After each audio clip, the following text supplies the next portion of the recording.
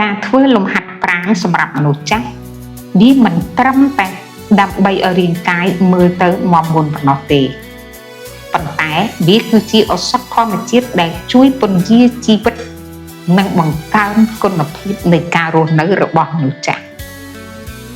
ខាងក្រោមនេះគឺជាអត្ថប្រយោជន៍សំខាន់នៃការធ្វើលំហាត់ប្រាណទី1ការពង្រឹងសុខភាពរាងកាយ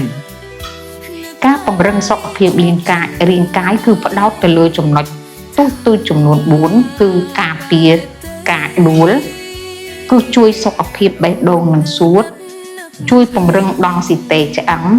និងជួយគ្រប់គ្រងជាតិស្ករជួយការពារការដួលនោះគឺលំហាត់ប្រាណណាជួយពង្រឹងសាច់ដុំនិងជួយឲ្យមានលំនឹងផ្នែកជើងដែលជាកត្តាសំខាន់បំផុតក្នុងការកាត់បន្ថយហានិភ័យនៃការដួលពីព្រោះការដួលទាំងអស់គឺផ្ដើមមកពីមនុស្សចាស់ខ្លះគាត់មិនមានលំនឹងទេជើងគាត់ទន់ជួនកាលជើងឆ្វេងរឹងមាំជើងស្ដាំទន់អញ្ចឹងនៅពេលដែលគាត់ដើរអាចភ្លាត់ឬក៏អាចបណ្ដាលឲ្យបាក់ឆ្អឹងពុកគៀកក៏ថាបានសុខភាពបេះដូងនិងសួតជួយឲ្យចលនាឈាមរត់បានល្អណាស់នៅពេលដែលយើងធ្វើលំហាត់ប្រាណបេះដូងចាប់ផ្ដើមបើកឲ្យបញ្ចេញឈាមនិងនាំអុកស៊ីហ្សែននិងសារធាតុទៅចិញ្ចឹមដល់ខួរក្បាលចា៎អញ្ចឹងដំណើរការនៃការឈាមរត់គឺចលនាឈាមរត់បានល្អបញ្ចុះសម្ពាធឈាមនិងកាត់បន្ថយជាតិខ្លាញ់អាក្រក់នៅក្នុងឈាមទៀតផងទាក់ទងនឹងសុខភាពរាងកាយគឺមួយទៀតគឺពង្រឹងដង់ស៊ីតេឆ្អឹងការធ្វើចលនាជាប្រចាំនឹងជួយឲ្យឆ្អឹងរឹងមាំហើយវាអាចការពារជំងឺពុកឆ្អឹងជាដើមសិតតែជាកត្តាសំខាន់ហើយកត្តាសំខាន់មួយទៀតទី4គឺការគ្រប់គ្រងជាតិស្ករនៅពេលដែលយើងធ្វើលំហាត់ប្រាណជាប្រចាំវានឹងជួយឲ្យរាងកាយរបស់យើងរំលាយជាតិស្ករបានល្អការពារនិងគ្រប់គ្រងជំងឺទឹកនោមផ្អែមប្រភេទទី2ប៉ុន្តែលោកអ្នកត្រូវចងចាំថាការធ្វើលំហាត់ប្រាណយ៉ាងហោចណាស់ក៏ក្នុងមួយថ្ងៃឲ្យបាន30នាទីយ៉ាងតិចដែរចំណុចទី2ធំបន្ទាប់ពីការពង្រឹងសុខភាពរាងកាយគឺទី2គឺជួយដល់ប្រព័ន្ធប្រសាទនិងខួរក្បាលបង្ការជំងឺវង្វេងការធ្វើលំហាត់ប្រាណជួយឲ្យឈាមរត់ទៅចិញ្ចឹមខួរក្បាលបានល្អដែលជួយកាត់បន្ថយហានិភ័យនៃជំងឺ Alzheimer ឬក៏ Dementia និងការបាត់បង់ការចងចាំរបស់លោកអ្នកបង្កើនភាពឆ្លាតវៃនៃស្មារតី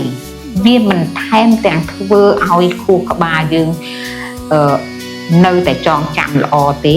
គឺវាថែមទាំងជួយឲ្យខួរក្បាលមានភាពស្រឡះគិតបានរហ័សនិងមានការផ្ដោតអារម្មណ៍ល្អចំណុចនេះតាក់ទងទៅនឹងផ្នែកប្រព័ន្ធប្រសាទនិងខួរក្បាលគឺវាជួយបានច្រើនណាស់ដែលធ្វើឲ្យយើងមិនងាយនឹងចូលដល់ការវង្វេងទេគុណសម្បត្តិផ្នែកផ្លូវចិត្តគឺវាជួយដល់ការកាត់បន្ថយ stress ការបាក់ទឹកចិត្តដែលលោកអ្នកតែងតែជួបប្រទះនៅពេលហាត់ប្រាណរាងកាយបានបញ្ចេញនៅសារធាតុ endorphin គឺគេហៅថាអរម៉ូនរីករាយ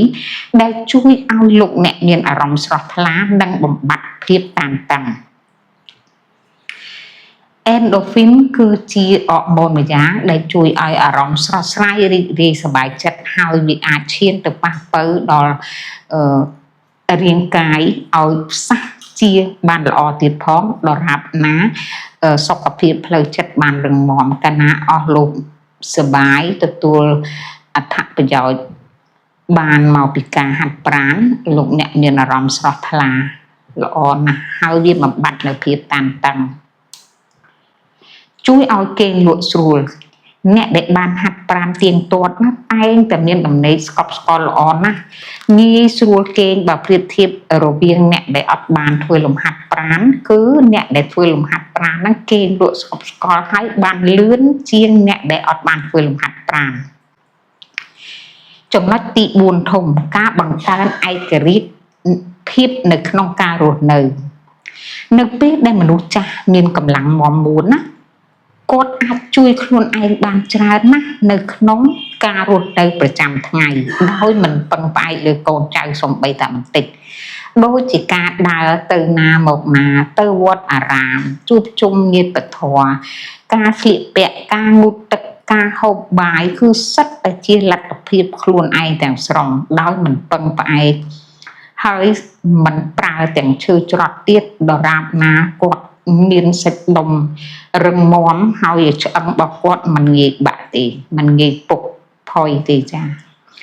នេះគឺជួយឲ្យគាត់មានមោទនភាពចំពោះខ្លួនឯងនិងមានសុភមង្គលនៅក្នុងវ័យចាស់ជរាប្រសិនជាលោកអ្នកចាប់អារម្មណ៍ហើយលោកអ្នកចង់បន្តការពិភាក្សាសួរនាំព័ត៌មានបន្ថែមទាក់ទងទៅនឹងការធ្វើលំហាត់ប្រាណរបស់មនុស្សចាស់លោកអ្នកcall មកកាន់លេខទូរស័ព្ទ081 648 650 ឬ www.careucambodia.com សូមអរគុណជួបគ្នាវីដេអូក្រោយ